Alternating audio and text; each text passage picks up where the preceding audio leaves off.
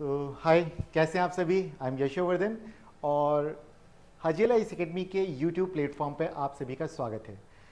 आज जिस टॉपिक पे हम बात कर रहे हैं, ये टॉपिक लगातार चर्चा में चल रहा है। बिहार में क्या है भाई, बताओ क्या चल रहा है ये आप जानते हैं? Special intensive revision. ये क्या है? वोटिंग, जो वोटर लिस्ट होता है उसका रिवीजन चल रहा है कि किस व्यक्ति को वोटर लिस्ट में शामिल किया जाए और किसे बाहर किया जाए। यहाँ अगर हम देखें तो यहाँ प्रश्न उठता है कि SIR क्या वोटर लिस्ट से बाहर होने से नागरिकता समाप्त हो जाएगी? बिहार में यही चल रहा मुद्दा कि अगर SIR होता है और कोई वोटर लिस्ट से अगर बाहर हो जाएगा तो क्या उसकी नागरिकता खत्म, सिटीजनशिप खत्म? ठीक है। यही बात देखना है कि लोग कंफ्यूज हो रहे हैं और यहां पर हम देखेंगे संविधान में या कानून में क्या व्यवस्था की गई है संसद के द्वारा। क्लियर है? हम देखें बिहार में अगर देखा जाए तो कुछ महीनों पहले चुनाव आयोग ने वहां पे स्पेशल इंटेंसिव रिवीजन, ठीक है, SIR स्टार्ट किया और इसको लेकर कई सारे कानूनी और वैधानिक जो प्रश्न है वो उठ रहे हैं। क्लियर है? लोग क्या कहते हैं, देखिए सबसे पहले विपक्ष की बात करते हैं। विपक्ष क्या कह रहा है? विपक्ष का आरोप है कि चुनाव आयोग इससे क्या करना चाहता है? नागरिकता की जांच करना चाहता है। क्लियर है? तो यहां पर नागरिकता की जांच नहीं हो रही क्योंकि ऐसा बिल्कुल भी नहीं है कि नागरिक जो व्यक्ति होगा वही वोटर लिस्ट में होगा। ये बात तो तय है, आर्टिकल 326 में ये बात लिखी है, बट ऐसा नहीं है। ठीक है, अब देखें तो चुनाव आयोग ने सुप्रीम कोर्ट में क्या कहा? देखिए अभी 28 जुलाई को फिर से इसकी सुनवाई होनी है, तो इसलिए हम इस मुद्दे पर बातचीत कर रहे हैं। तो चुनाव आयोग ने सुप्रीम कोर्ट में आश्वासन दिया कि अगर कोई व्यक्ति मतदाता सूची से बाहर हो जाता है तो इसका मतलब ये नहीं कि उसकी सिटीजनशिप खत्म हो जाए। क्लियर है? तो ऑलरेडी इलेक्शन कमीशन ने सुप्रीम कोर्ट में अपने एफिडेविट में ये कह रखा है, उन्होंने दिया है कि अगर कोई भी व्यक्ति SIR से अगर मान लीजिए बाहर हो जाता है इस कारण से, वोटर लिस्ट से, तो इसका ये मतलब नहीं है कि उसकी नागरिकता खत्म हो जाए। ये बात उन्होंने सुप्रीम कोर्ट में कह रखी है। तो आप समझ सकते हैं कि SIR क्या है, वो एक रिवाइज कर रहे हैं, रिवीजन किया जा रहा है वोटर लिस्ट का, और उसमें ऐसे 11 अलग अलग डॉक्यूमेंट्स हैं जो मांगे गए हैं। उसमें क्या नहीं रखा गया है तो हम उस पर बात करेंगे कि उसमें क्या नहीं है। क्लियर है? अब अगर हम देखें तो जब ये चीजें चल रही तो इसको लेकर के चैलेंज किया गया सुप्रीम कोर्ट में, और जब चैलेंज किया गया तो सुप्रीम कोर्ट ने क्या कहा इसे देखते हैं, ये ज्यादा जरूरी है। तो चुनाव आयोग को उन्होंने क्या कहा कि आप जो भी काम ये कर रहे हैं आप इसमें क्या कर दीजिए, आधार कार्ड, वोटर ID और राशन कार्ड, इनको भी शामिल कर लीजिए। जो 11 अलग अलग डॉक्यूमेंट्स आपने किए हैं उसके अलावा आप इन्हें भी शामिल कर लीजिए, तो हमें कोई आपत्ति नहीं। मामला सिर्फ यही है। क्लियर है? लेकिन ये मामला है, ये राजनीतिक मामला है, तो हमारे लिए क्या ज्यादा जरूरी होगा? हमारे लिए ये जरूरी होगा कि आखिर ये सब जो कुछ भी शुरू हुआ और इसमें प्रश्न जो निकलेंगे वो क्या है, नागरिकता और मताधिकार किस तरह से ये अलग अलग है। सिटीजनशिप और वोटिंग राइट आपके जो हैं ये क्या एक ही हैं या अलग अलग हैं?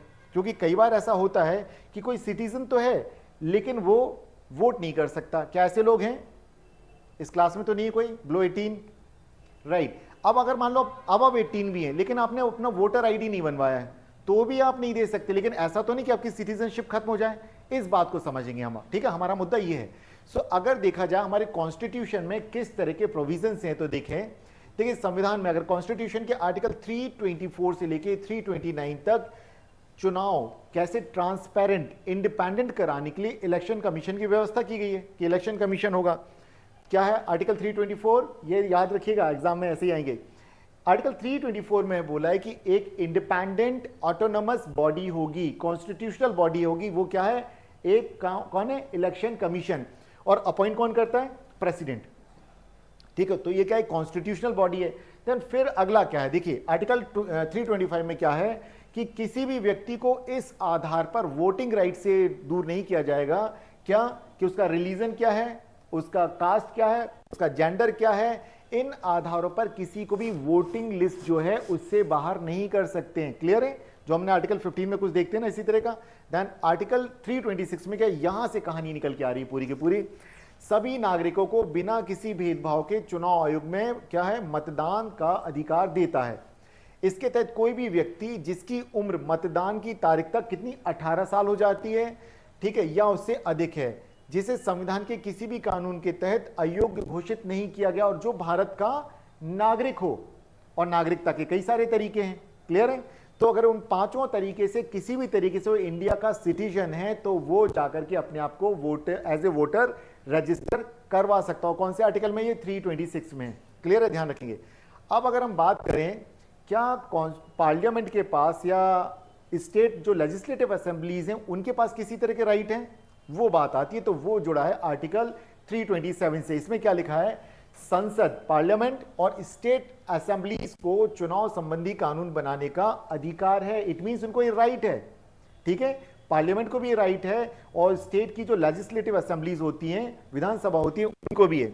वे क्या कर सकते हैं कि चुनाव जो मतदान सूची वोटर लिस्ट को तैयार करने और क्या कर सकते हैं, इसके अलावा जो एरिया है राइट उसको दोबारा वो तय कर सकते हैं। क्लियर है कि क्या? देखिए क्या होता है कि जब भी हम चुनाव वगैरह होते हैं तो हम यहाँ पे देखते हैं कि भाई एक एरिया में ज्यादा जनसंख्या हो गई तो दूसरे में कम है, और कोशिश ये की जाती है कि सभी को इक्वली रिप्रेजेंटेशन मिले।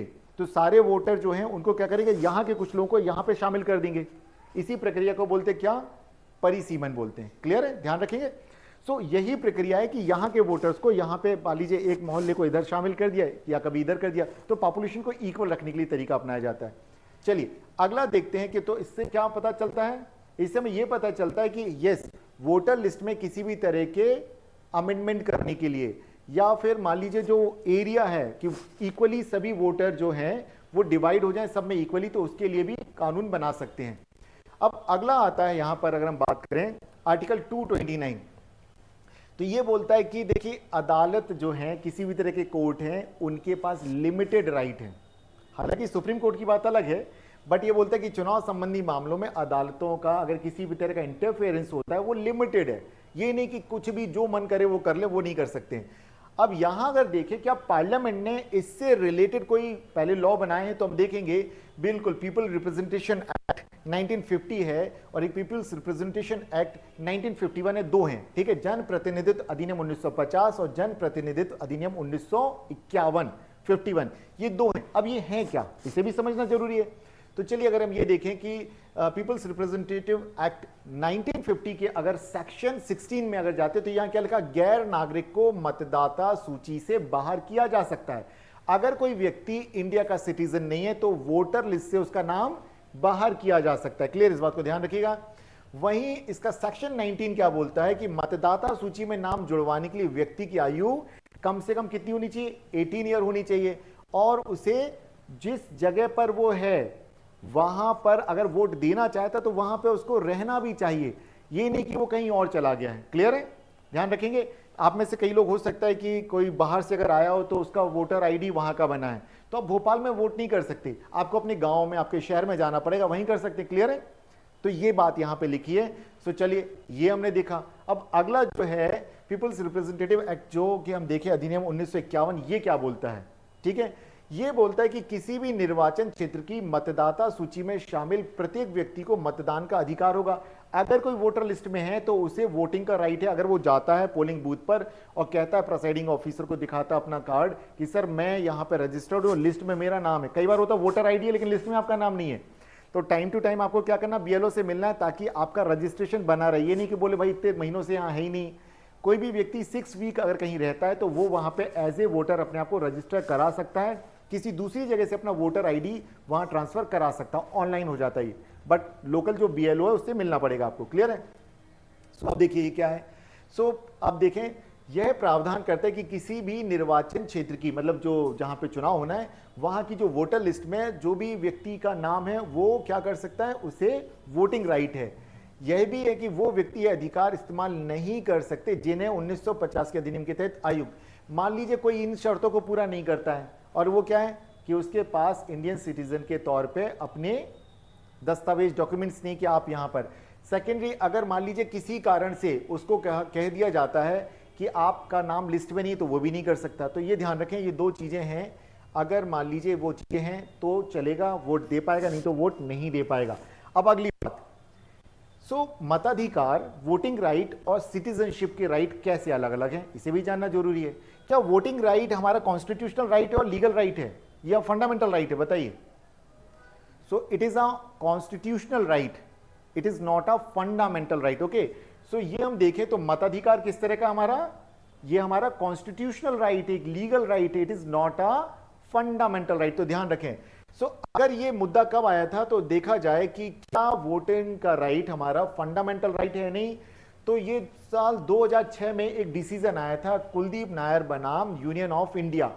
सुप्रीम कोर्ट ने इसमें क्या कहा, हम वो देखते हैं। सुप्रीम कोर्ट ने कहा कि जो वोटिंग का राइट है ये इट इज ओनली अ संवैधानिक, it means constitutional right, it is not a fundamental right, ये एक संवैधानिक अधिकार है। अब आप अपने आंसर में क्या कोट करेंगे, सुप्रीम कोर्ट ने कुलदीप नैयर बनाम यूनियन ऑफ इंडिया में क्या डिसीजन दिया, तो यही बात आपने कोट करनी है। और ये आपको हिंदी और इंग्लिश दोनों में ही ट्रांसलेटेड फॉर्म में आपको कहां मिलेंगे, हजेलाज आईएएस एकेडमी की वेबसाइट पर। तो सभी लोग वहां से इसका पीडीएफ डाउनलोड कर सकते हैं, तो घबराना नहीं है कि इसके नोट्स कहां मिलेंगे, आप इवनिंग में इनके नोट्स ले सकते हैं। अब अगर देखा जाए, देखिए अब ये क्या कर रहे हैं, तो बिहार में जो एसआईआर चल रहा है इसको लेकर के चुनाव आयोग ने अपने एफिडेविट में क्या कहा, वो भी यही बात कह रहा है। वो कहता है कि इसके लिए जो भी संविधान में जो व्यवस्था है उसके अनुरूप ही हम क्या कर रहे हैं कि जो वोटिंग लिस्ट है हम उसे क्या कर रहे हैं, रिवाइज कर रहे हैं कि अगर कोई फेक वोटर हैं उनके नाम को हटा रहे हैं, कि अगर किसी ने फर्जी मतदान पहचान पत्र बनवा लिए हैं उनको बाहर कर रहे हैं। और ऐसा पाया गया है कि वहां पर नेपाली, बांग्लादेशी, श्रीलंकाई लोग जो हैं, म्यांमार के लोग हैं, उन तक के वोटर आईडी मिल गए, क्योंकि 500 का नोट दीजिए आधार बन जाता है, 500 का नोट दीजिए आपका पैन कार्ड बन जाता है, 500 का नोट दीजिए आपका वोटर आईडी बन जाता है, राशन कार्ड बन जाता है। ये बिल्कुल सच है ये चीज़ है। या अगर आप जाएंगे आप किसी से बोलेंगे आधार बनवाना, क्या 500 दो, बनवा देते हैं, ठीक है। तो ये देखिए, अब अगर हम ये देखा जाए तो क्या होगा, संविधान के अनुसार मतदाता बनने के लिए भारत का नागरिक होना जरूरी। तो अगर कोई भी व्यक्ति वोटर लिस्ट में अपना नाम चाहता है तो क्या होगा, सबसे पहले उसे इंडियन सिटीजन होना है।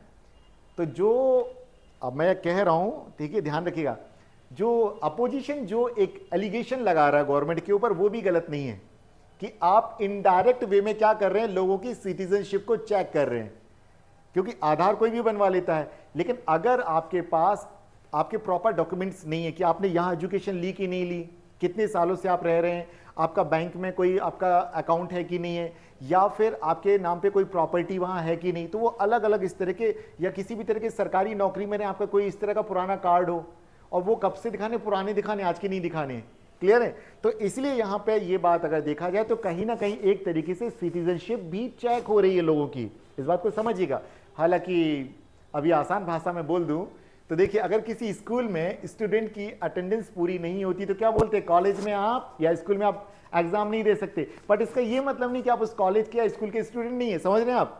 मान लीजिए किसी दिन आप यहाँ से गायब हो जाएं और हमारे डायरेक्टर सर आपको बोले कि देखिए बच्चे जो जो गायब हुए वो क्लास अटेंड नहीं करेंगे आज, इट मीन्स ये नहीं कि आप हजेला इस अकेडमी के पार्ट नहीं है, आप हैं, आप यहाँ के स्टूडेंट हैं, बस एक दिन के लिए आपको सस्पेंड कर दिया, क्लियर है। सो ये वो स्थितियां हैं। तो ध्यान रखें कि अगर आपका वोटर लिस्ट में नाम नहीं, इसका मतलब ये नहीं कि आप इंडिया के सिटीजन नहीं हैं, इस बात को समझा जाए। और अगर नहीं है तो आप डॉक्यूमेंट्स दे दीजिए, वोटर लिस्ट में अपने आपको दर्ज करा दीजिए। लेकिन सुप्रीम कोर्ट ने बैलेंस बनाने के लिए क्या कहा, यहां पर आधार को, वोटर आईडी को और राशन कार्ड को भी आप इसमें शामिल कीजिए। और मैं 100% उम्मीद करता हूं कि 28 जुलाई को भी यही जो डिसीजन है इसको बरकरार रखा जाएगा, इसको बरकरार रखा जाएगा। चलिए अब हम यहां पे कुछ और बातें कर लेते हैं, जैसे कि आर्टिकल 326, ठीक है, यह अधिकार देता है कि हर व्यक्ति जो भारत का नागरिक है, 18 साल का है या उससे अधिक उम्र का है, उसे वोट करने का अधिकार मिलेगा। क्लियर है, ये बार बार इसलिए बोल रहा हूं कि आप रिपीटेशन करने से, रिवाइज करने से हमारे दिमाग में बातें बैठ जाती हैं। क्लियर है। इसके लिए आपको क्या करना पड़ेगा, आपको कुछ डॉक्यूमेंट्स चाहिए होंगे, आपको प्रूफ देना पड़ेगा कि ये आप रहते हैं, तो आपको क्या करने, अगर आप वो शर्तें पूरी नहीं करते तो आपको वोटिंग का राइट नहीं मिलेगा। आप में से ज्यादातर लोग 18+ के हैं, लेकिन हो सकता है कि अगर आपसे कहा जाए, अगर जो भोपाल के नहीं कि आप अपना राशन, माफ कीजिए, जो आप यहाँ पे अगर आपने पूरी एजुकेशन नहीं ली तो आप उसके डॉक्यूमेंट्स नहीं दिखा पाएंगे, प्रॉपर्टी के डॉक्यूमेंट्स नहीं दिखा पाएंगे। मतलब मैं एक दो के नाम ले रहा हूँ जो बड़े कॉमन है, या आपकी फैमिली कोई सी गवर्नमेंट जॉब में कोई फैमिली में, तो आप उनके कार्ड नहीं दिखा पाएंगे। तो इट मीन्स कि नहीं, तो सिटीजनशिप है लेकिन आपसे वोट नहीं कर पाएंगे, बस इतनी सी बात है। क्लियर है। तो इसी मुद्दे पर रखना है कि इनडायरेक्ट वे में तो नो डाउट ये सिटीजनशिप को चेक कर रहे हैं, बट इस तरह का कॉन्स्टिट्यूशन में इस तरह का ऑलरेडी प्रोविजन है कि इस तरह के डॉक्यूमेंट्स मांगने का हक किसको है, इलेक्शन कमीशन को है, कि अगर वो आपका वोटिंग लिस्ट को रिवाइज कर रहा है कि जो भी फेक वोटर्स हैं उनको बाहर कर दिया जाए। क्योंकि देखो, ट्रू डेमोक्रेसी है, सच्चा लोकतंत्र के लिए बहुत जरूरी है कि वहां पे फेक वोटिंग नहीं होनी चाहिए। क्लियर है, ये बहुत जरूरी है। और इसलिए आप जानते हैं कि क्या होता है, हर जगह आधार से जोड़ा गया है, आपके भी जिन लोग वोट देते होंगे आधार से जुड़ गया होगा, मेरा भी जुड़ा हुआ है। सब ये देखें, अब यहां पे बात आती है, कोई भी व्यक्ति भारत का नागरिक इस आधार पर, क्या आधार उसके पास इस आधार पर होता है, आधार कार्ड है, नहीं है, बल्कि यहां पर अगर हम बात करें तो उसकी तय होता है सिटीजनशिप एक्ट 1955 में जो 5 तरीके दिए गए उनके आधार पर आपको नागरिकता मिलती है। जैसे कि बाय बर्थ की किसी व्यक्ति का भारत में जन्म हुआ है, बाय डिसेंट, ठीक है, वंश के आधार पर, रजिस्ट्रेशन की आप यहां रह रहे हैं, आपने रजिस्ट्रेशन करा लिया है, और नेचुरलाइजेशन की लंबे समय से यहां रह रहे हैं, आप यहां की एक भाषा जानते हैं, आप यहां की सरकार के लिए काम करते हैं, ठीक है। या फिर एक और कौन सा तरीका है, किसी दूसरे हिस्से को भारत अपने अंदर मिला ले, जैसे कि सिक्किम को शामिल किया था तो सिक्किम के सारे लोग क्या हो गए, भारत के नागरिक बन गए। क्लियर है? तो ये 5 तरीके हैं जिनसे कि किसी व्यक्ति को भारत की नागरिकता स्वतः मिल जाती है, लेकिन उसको इसका प्रूफ तो देना पड़ेगा ना। तो ये बात है। अब चलिए अगली बात करते कि आधार कार्ड क्यों नहीं है, क्यों इलेक्शन कमीशन ने डिनाई किया कि आधार कार्ड को वो एक वोटिंग लिस्ट का क्यों नहीं मान रहे, क्यों, क्योंकि वो सिटीजनशिप का प्रूफ नहीं है, और ये बात ऑलरेडी लिखा हुआ है, ठीक है, ऑलरेडी ये तय है, पहले से तय है। अब अगर यहां पे देखें तो वे कहते हैं कि ऑलरेडी जब ये मेंशन है, हम जो डॉक्यूमेंट्स हैं उसमें आधार को नहीं ले रहे, लेकिन यहां पे क्या किया गया, यहां पे क्रॉस क्वेश्चनिंग की गई अपोजिशन के द्वारा कि अगर ये नहीं है तो आपने सभी के वोटर आईडी को आधार से लिंक क्यों किया, राशन कार्ड को लिंक क्यों किया, बच्चों की जो स्कॉलरशिप मिलती है उसको क्यों लिंक किया, जब आपने हर जगह बताया कि आधार मैंडेटरी है हर व्यक्ति के लिए, उससे हमारी क्या होती है, बायोमेट्रिक एक पहचान सिद्ध होती है, एक हमारी पहचान पता, हमारी आइरिस, हमारे फिंगरप्रिंट्स, इनके बेस पे पता चल जाता है, और आज हर चीज में मैंडेटरी कर दिया। तो इसी लॉजिक को सुप्रीम कोर्ट मान रहा है कि जब आपने हर जगह पे आधार को मैंडेटरी कर दिया तो व्हाई नॉट यहां क्यों नहीं है। क्लियर है? इस बात को समझिएगा। सो अब अगर हम यहां पर देखें तो इन्होंने, इलेक्शन कमीशन ने क्या कहा, प्लीज कम, इलेक्शन कमीशन ने क्या कहा, वे कहते हैं कि आधार एक्ट के सेक्शन 9 में ये बात बहुत क्लियरली कही है कि आधार जो कार्ड है वो सिटीजनशिप का प्रूफ नहीं है। इसको बेस बना करके वो कह रहे हैं कि भाई ये सिटीजनशिप का बेस नहीं है, क्योंकि ऑलरेडी ये क्या है, ये आधार एक्ट में लिखा हुआ है। क्लियर है? जब नहीं है तो इसको बेस बना लिया, लेकिन ये लंबे समय तक ये लॉजिक टिकेगा नहीं। क्यों? क्योंकि फिर आप पैन कार्ड के साथ, वोटर आईडी के साथ, ड्राइविंग लाइसेंस के साथ, बच्चों के स्कॉलरशिप के साथ, और कौन सा होता है, एक मध्य प्रदेश में स्कूली बच्चों के लिए कौन सा कार्ड बनता है, स्कूल कॉलेज के लिए कुछ है, स्टूडेंट कार्ड, उसमें भी आधार होता है, आपके स्कूल में मैंडेटरी होता है, जो एजुकेशन जो पोर्टल होता है उस पर फादर का, मदर का, बच्चे का आधार हर जगह है। तो ये जो समग्र आईडी, राइट, समग्र आईडी मैंडेटरी होती है आजकल। तो अब आप सोच के देखिए, जब हर जगह है को माना जाएगा, तो जो भी इलेक्शन कमीशन ने अपने एफिडेविट में कहा, या सेंट्रल गवर्नमेंट जो बात कह रही है, बट यहां पर सुप्रीम कोर्ट ने जो अभी एक एंट्रीम अपना जो डिसीजन ऑर्डर दिया है, उसी चीज को ये मान के चलिए कि फाइनल डिसीजन में वो बात आने वाली है। क्लियर है? सो मैं उम्मीद करता हूं कि ये बात आज आप समझ पाए होंगे, उम्मीद करूं, सही उम्मीद है। और ये आपको नोट्स कहाँ मिलेंगे, हजेला इस एकेडमी की वेबसाइट पर आपको मिल जाएंगे, तो आज शाम तक वहाँ अपलोड कर देंगे। आप साइट से इंग्लिश और हिंदी दोनों ही मीडियम में वहाँ पे अपलोड हो जाएंगे। तो आप करंट अफेयर्स जो होता है आज का टुडे का, उसमें जाएगा, वहाँ से आप लोग डाउनलोड कर लीजिएगा। और आज एक डिबेट है तो उसमें पार्टिसिपेट कीजिएगा, इन सारी बातों का ध्यान रखिएगा। और ये अगर आप कहेंगे तो मैं स्टूडेंट्स के ग्रुप में इमीडिएट अभी के अभी बोल दूंगा मैम को, तो वो डाल देंगे, ठीक है, ताकि आप एक बार और पढ़ लें, ताकि ग्रुप डिस्कशन के लिए एकदम तैयार रहें और आप अपने क्वेश्चंस वहाँ पे पैनल के सामने रख पाएं, ठीक है, अपनी बातें रख पाएं, राइट। सो अब तक आप हमारे साथ अगर बने हुए तो आपको क्या करना पड़ेगा, अगर चैनल को सब्सक्राइब नहीं किया है तो सब्सक्राइब कर लीजिए, लाइक कर लीजिए, इसको शेयर कीजिए, और कमेंट बॉक्स में जरूर बताइएगा कि ये वीडियो आपको कैसा लगा। और कोई दूसरा भी अगर आपको टॉपिक ऐसा लगता है जहां पे आप फंसते हैं, उलझते हैं, आप वो मुझे कमेंट बॉक्स में भेज सकते हैं, मैं उस पर भी आपके लिए तैयार कर दूंगा, right. Thank you so much, मैं हूं Yashovardhan, thank you so much.